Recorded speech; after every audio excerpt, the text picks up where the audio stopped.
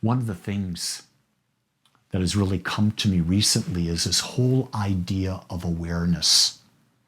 So it's fitting today that we talk about this idea, how to be on the path to freedom.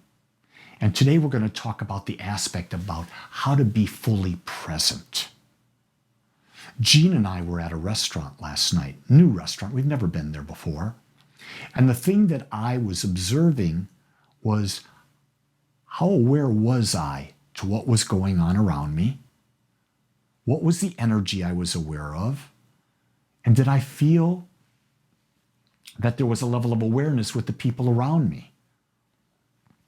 And what I'm coming to the conclusion is, for the most part, most people, not 5%, 50%, 60%, 95% or more, live in a complete state of unawareness. They are controlled by unconscious habits. They're not even aware that those habits are there. And more importantly, they're not even aware that their habits are creating their experience. So one of the things on this path of freedom is, how do we become fully present? How do we get in the moment? And here's what I come to understand, is that in the now, there is no past and there is no future. And it's here that we're truly free. You see, bringing our past into this now creates prison. We're imprisoned by our past experience. We judge against our past experience. We see ourselves from what we've done in the past. And then as we project forward that past and we get anxious about the future.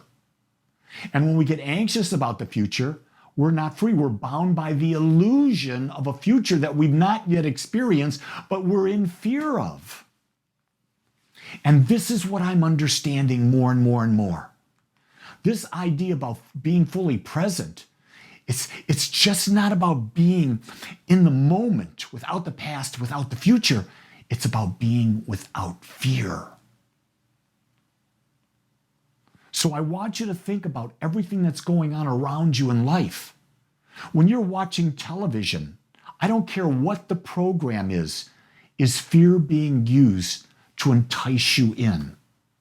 Is the news that you're watching using fear?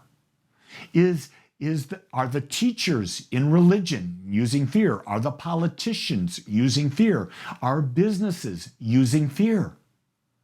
And what you will notice is that we are constantly being bombarded by an energy of fear because the ego is motivated through fear. It is not motivated through the pursuit of pleasure. And that's something really to become aware of, because as long as we feel fear, we can't be free. And we take that fear from our past and then our anxiousness from how we project it into our future. So I'm going to talk to you today about some practical ways to free yourself from the past, from the future, so that you can be fully present in the now. Here's the simplest one that I came up with. Get rid of unnecessary possessions. They just make clutter in your life. I was up in my attic a couple weeks ago, taking things out there. I used to golf. I used to golf 5, 6, 7 times a year. And I haven't golfed in probably, 7, 8 years. But I had a set of golf clubs up in the attic. I gave them away. There were a whole bunch of other things I gave away. And I'm actually going through my house every week, picking things that are no longer serving me. If I haven't used it in a year, it's not worth keeping. I'm getting rid of it. That's giving me a sense of freedom because it's not on my mind. It's not buried that I need to do that. The next thing that I would do is I would get rid of unnecessary responsibilities. What have you made yourself responsible for? Have you made yourself responsible for how your partner feels? Have you made yourself responsible for how your kids feel? Have you made yourself responsible for keeping friendships going? why would you accept those responsibilities? You can't make them feel good. It's impossible. Only they can make themselves feel good. Are you doing things? Have you made yourself responsible for doing things under commitments that other people have asked and you couldn't say no? I'm telling you to look at all these responsibilities. If they're not growing you, if they're not giving you joy, they're not making you feel better, why would you do them? I would say, let them go. Next, I would say is stop investing your time in people who hold you back. Ask the question of every person in your life, are they causing you to grow? Are they causing you to expand? Are they supporting you? Are they seeing things in ways that help you lift your awareness level? You know, one of the things that when I was talking with one of my most beautiful friends, Anna, she pointed out to me that she was talking with someone and how humans are constantly seeking out to be a part of a tribe. We all want to be a part of a group. It's a natural thing for humans. But the problem is that we'll settle into a tribe and we won't go beyond that. And what happens for a lot of people, they may literally outgrow the level of awareness of the current tribe, but they won't leave it because for fear that they will lose their connection with those people, not understanding that there are infinite tribes out there to become a part of. So don't invest yourself in people that are holding you back. And it's not that they're holding you back, but it's your perception that you have to be with them that holds you back. I also say then the next thing, the fourth step that I would use is neutralize your past by bringing it into balance. I could have used the word forgiveness. I choose not to.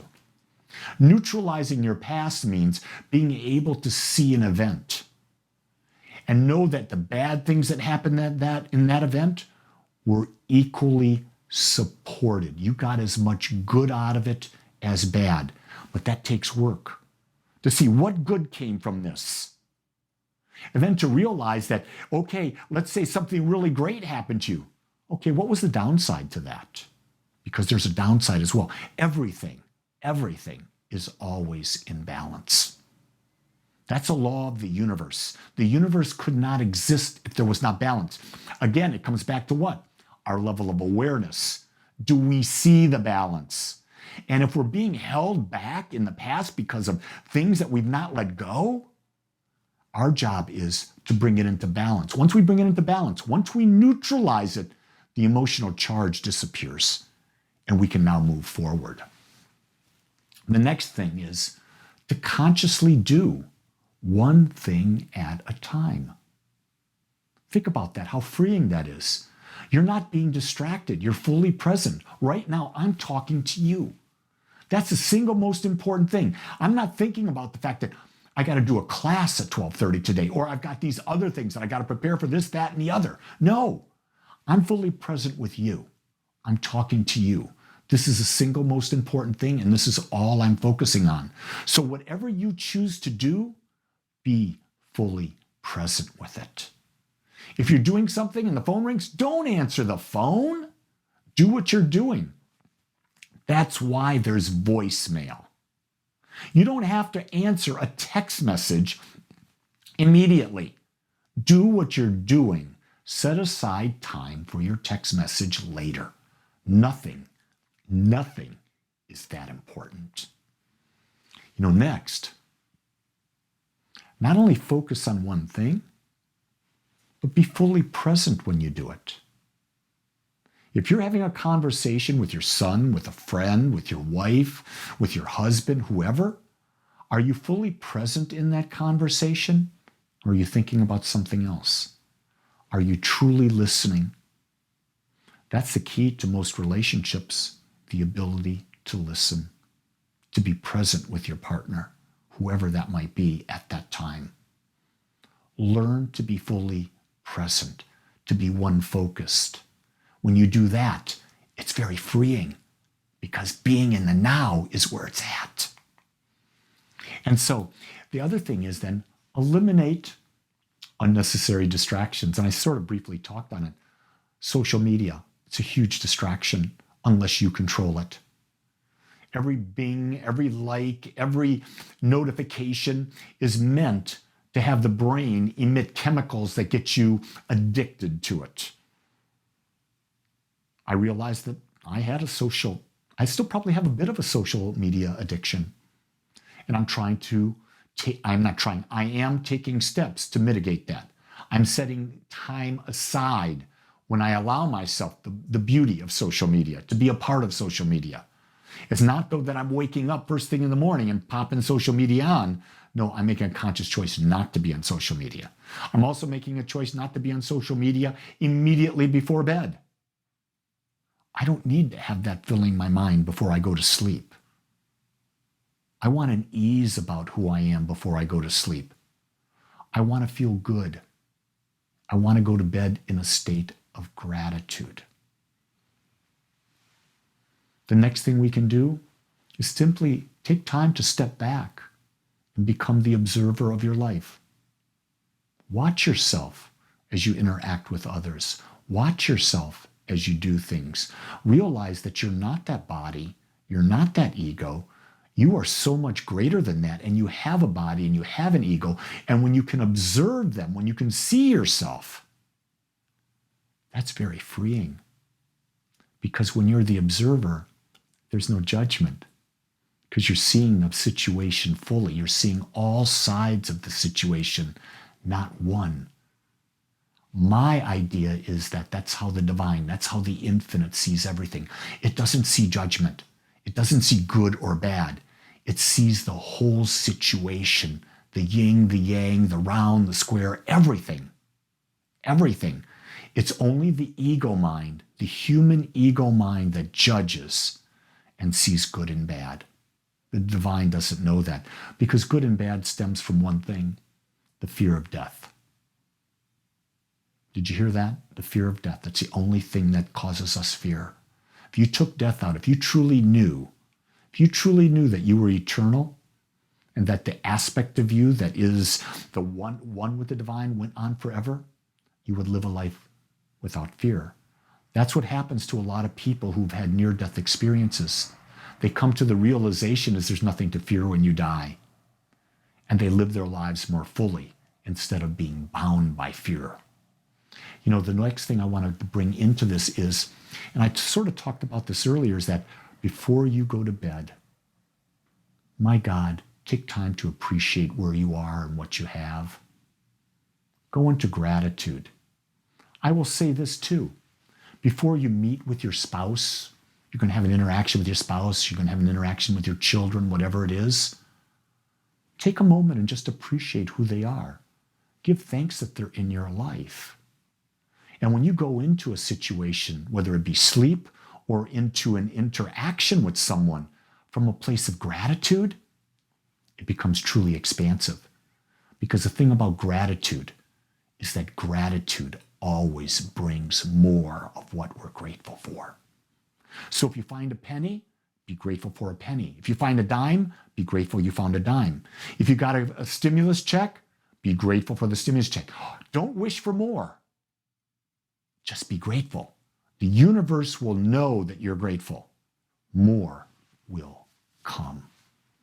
And the last thing I want to say about how to be in the now is to meditate daily. Take the time. Take back your power. Take back your control by building a daily meditation practice. When you do this, you slow the mind down. You allow the body to rest. It's a spiritual reboot. It helps you become more aware that you're not the daily nonsense that your brain creates, but you're expansive. You're without limits. You are a pure and magnificent creator. You are actually love itself. Is there any better reason to meditate than that? I think not.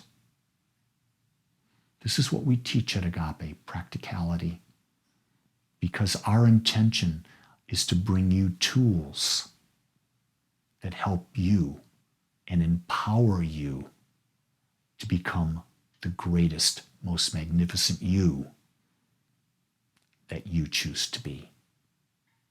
So what we say is, we accept you, we see you in your fullness, and because we do that, we live agape because we love you.